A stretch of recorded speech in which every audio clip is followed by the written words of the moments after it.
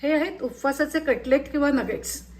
आज इथे मी तुम्हाला फारशी पूर्वतयारी न करता झटपट होतील असे उपवासाचे नगेट्स किंवा कटलेट कसे करायचे हे दाखवते। इथे आपल्याला साबुदाणा वगैरे भिजवायला काही लागत नाही, अगदी झटपट आपले तयार होतात।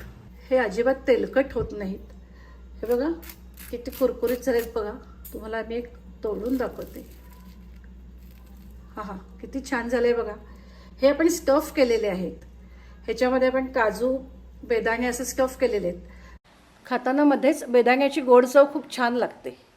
हे तुम्ही खोबऱ्याच्या चटणीबरोबर दह्याबरोबर कशाबरोबरही सर्व करू शकता। हे बघा हे तळलेले कटलेट किंवा नगेट्स आहेत आणि हे न तळलेले आहेत। असं हे तुम्ही कटलेट किंवा नगेट आधी तयार करून फ्रीजरमध्ये 5-6 दिवस स्टोअर करू शकता। जेव्हा तुम्हाला करायचे असतील तेव्हा रूम टेम्परेचरला आल्यानंतर तुम्ही हे तळून गरमागरम सर्व करू शकता। नमस्कार, श्रेयाज रेसिपीमध्ये आपलं सगळ्यांचं खूप खूप स्वागत आहे। तुम्हाला माझे व्हिडिओ आवडत असतील तर माझ्या व्हिडिओला लाईक करा, जास्तीत जास्त शेअर करा, तसेच माझ्या चॅनलला सबस्क्राईब करा, बेल आयकॉन प्रेस करायला विसरू नका। उपवासाचे नगेट्स किंवा कटलेट करतोय, त्याच्याकरता इथे 1 कप साबुदाणा घेतलेला आहे। आपल्याला साबुदाण्याची पावडर तयार करायची आहे। त्याच्याकरता मी थोडासा साबुदाणा भाजून घेते। 3 ते 4 मिनिटात साबुदाणा चांगला भाजून होतो। आता हा जरा गार होऊ दे। गार झाल्यानंतर आपल्याला हे मिक्सरमधनं फिरवून घ्यायचं आहे। साबुदाणा थोडासा भाजून घेतला की मिक्सरमध्ये त्याची पावडर किंवा पीठ लवकर होतं। कच्चा घेतला तर कधी कधी मिक्सरच्या ब्लेड खराब होतात, त्याच्याकरता थोडासा भाजून घ्यायचा। साबुदाणा भाजून घेतला की पचायलाही हलका जातो। आता हे गार होईपर्यंत बाकीची तयारी करूया। इथे 3 मिरच्या घेतलेल्या आहेत, थोडीशी कोथिंबीर घेतलेली आहे, आल्याचे बारीक तुकडे करून घेतलेले आहेत। आता हे सगळं आपल्याला वाटून घ्यायचं आहे। अर्धा चमचा जिरं घालते ह्याच्यामध्ये। जरा मी ह्याच्यामध्ये बारीक करून घेते। तुम्ही मिरची आलं मिक्सरमधनं वाटून घेतलं तरी चालेल, पण जरा असं कुटून घेतलं की थोडंसं भरड असं झालेलं दाताखाली आलं की खूप छान लागतं। 3 मीडियम साईज बटाटे उकडून घेतलेले आहेत, वजनाला 1/2 किलो आहेत। आता हे आपल्याला किसून घ्यायचे। किसून घ्या किंवा तुम्ही कुस्करून घेतले तरी चालतील।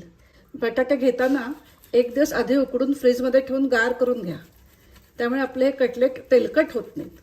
हा किस जर तुम्ही मोजून घेतलात तर 1.5 कप होईल। आता हे बाजूला राहू दे। साबुदाणा गार झालेला आहे, तो आता मिक्सरमधनं मी बारीक करून घेते।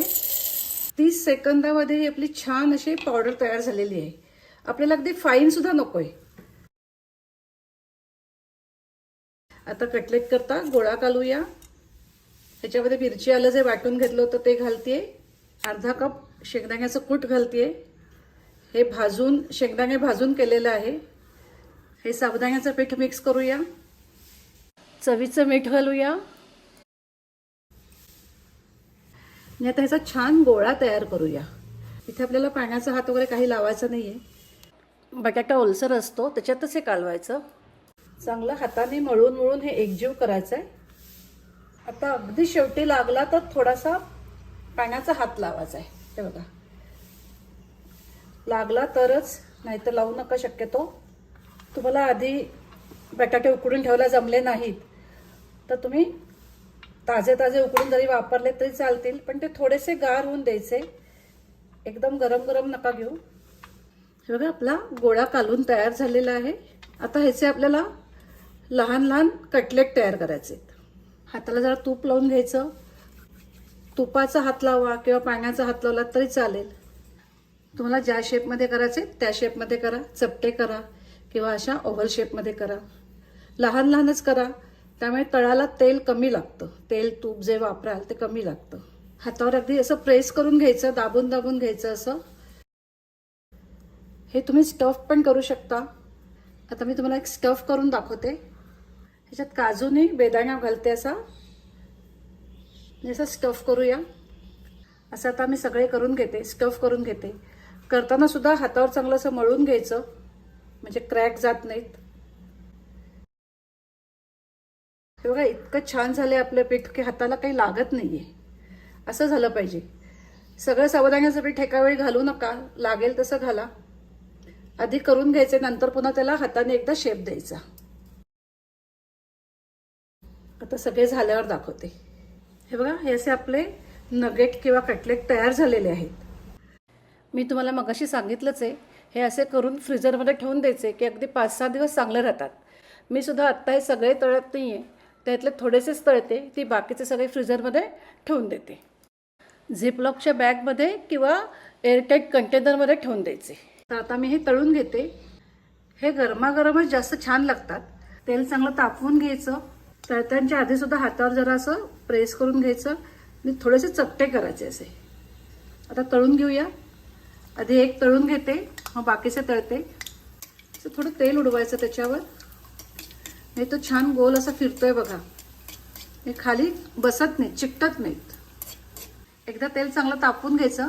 नंतर गॅसची फ्लेम लो टू मिडियम करायची. ते आतपर्यंत चांगलं शिजलं गेलं पाहिजे. दरवेळी हातावर असं जरा प्रेस करून घ्यायचे. एका वेळी एक एक सोडायचं.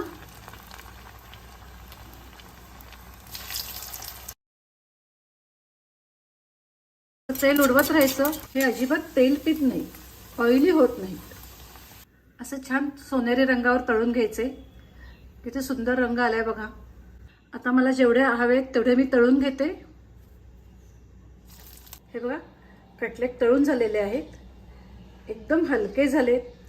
पुन्हा बघा, हाताला अजिबात तेल लागत नाही. हे अजिबात तेलकट होत नाहीत. एकदम हलके कुरकुरीत असे होतात. हे तुम्ही चटणीबरोबर, दह्याबरोबर, कशाबरोबरही खाऊ शकता. असे आपले हे उपवासाचे कटलेट किंवा नगेट तयार झालेले आहेत.